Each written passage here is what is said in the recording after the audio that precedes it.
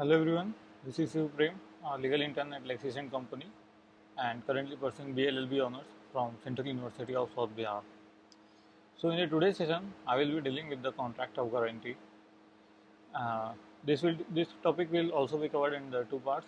In the first part, I will be dealing with the contract of guarantee and its essentials, and further in the second part, I will be dealing with some the kinds of guarantee and the a few cases, few landmark cases. So let us start this today's topic. So as you know that Section 126 of Indian Contract Act 1862 defines a contract of guarantee as under contract of guarantee is a contract to perform the promise or discharge the liability of a third person in case of his default. This section further provides that the person who gives the guarantee is called the surety. The person in respect of whose default the guarantee is given is called principal debtor, and the person to whom the guarantee is given is called the creditor. A guarantee may be either oral or written. For example, A takes a loan from a bank. A promises to the bank to repay the loan. B also makes a promise to the bank saying that if A does not repay the loan, then I will pay. In case, in this case, A is the principal debtor who undertakes to repay the loan, and B is a surety whose liability is secondary because he promises to perform the same duty if there is default on the part of A. The bank in whose favor the promise has been made is the creditor. The object of a contract of guarantee is to provide additional security to the creditor in the form of a promise by the security to fulfill a certain obligation in case the principal debtor fails to do that. So, in every contract of guarantee, there are three parties: the surety, who gives the guarantee; the principal debtor, person in respect of whose default the guarantee is given; and the creditor, that is the person to whom the guarantee is given. So, there are three contracts in a contract of guarantee.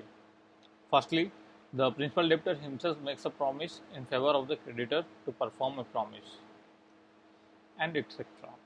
Secondly, surety undertakes to the liable towards the creditor if the principal debtor makes a default. And thirdly, an implied promise by the principal debtor in favor of the surety that in case the surety has to discharge the liability on the default of the principal debtor shall indemnify the surety for the same when a borrower and guarantor both signs an agreement in favor of a bank, they are jointly and severally liable under that contract.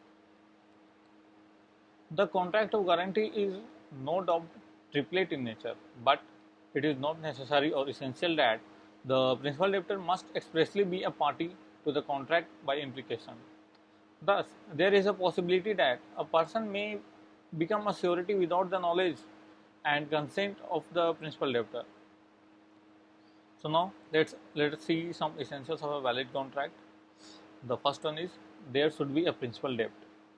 A contract of guarantee presumes a principal debt or an obligation to be discharged by the principal debtor. The surety undertakes to be liable only if the principal debtor fails to discharge his obligation.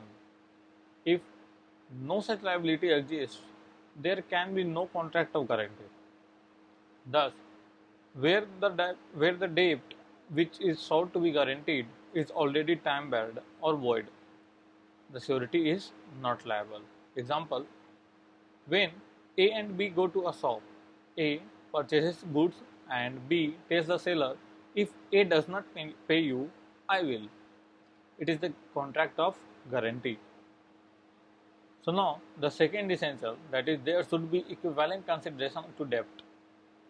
A contract of guarantee, like other contracts, must be supported by some consideration.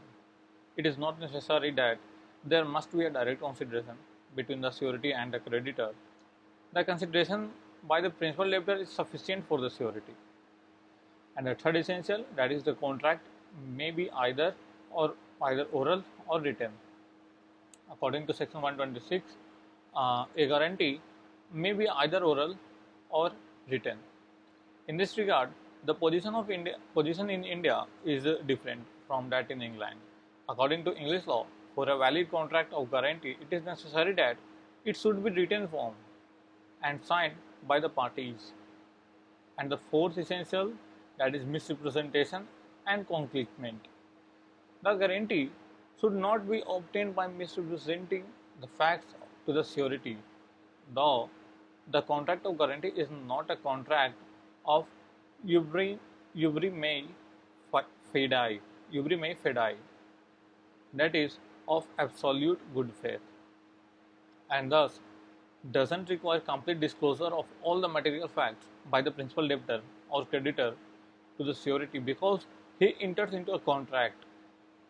The creditor should disclose to the surety the facts that are likely to affect the surety's liability. The guarantee obtained by the conclusion of such facts is invalid. Thus, the guarantee is invalid if the creditor obtains it by the conclusion of material facts. Further, Section 142 and 143 of Indian Contract Act 1872 deals with the guarantee obtained by misrepresentation and guarantee obtained by constituent privately, respectively. So that's all for now. Let us meet in the next session, where I will going to deal the few kinds of contract of guarantee. Thank you everyone. Please do like and subscribe the channel.